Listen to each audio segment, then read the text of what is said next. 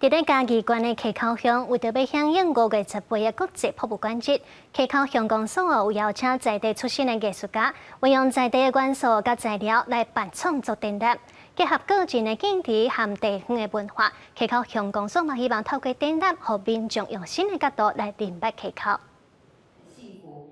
艺术家向来参观的人了解作品的材料，有拆厝村的汤甲门，嘛有较早比赛算过的干乐。艺术家结合在地文化甲生活记忆，创作10多件作品，要让人来了解嘉义县的溪口乡。其实这个过程是一个做趣味的代志，就是咱甲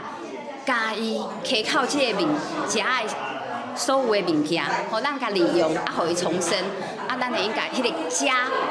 家的意念甲吹回来。它有家的记忆，有现代感，最重要的是它有情感。为着要响应5月18国际博物馆日，嘉义县的溪口乡就邀请女外的艺术家，为5月初2开始，伫旧的卫生所来举办展览，希望透过展览，让民众来关心地方文化，嘛会当为这当中找到新的发展。互大家搁愈了解，包括即摆少年人有诶唔知影，互伊来参观，互伊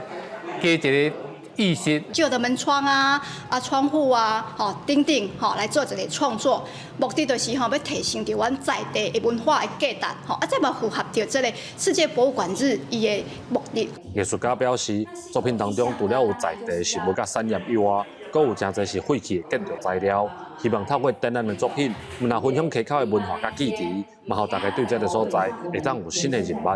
记者林慧婷，嘉义报道。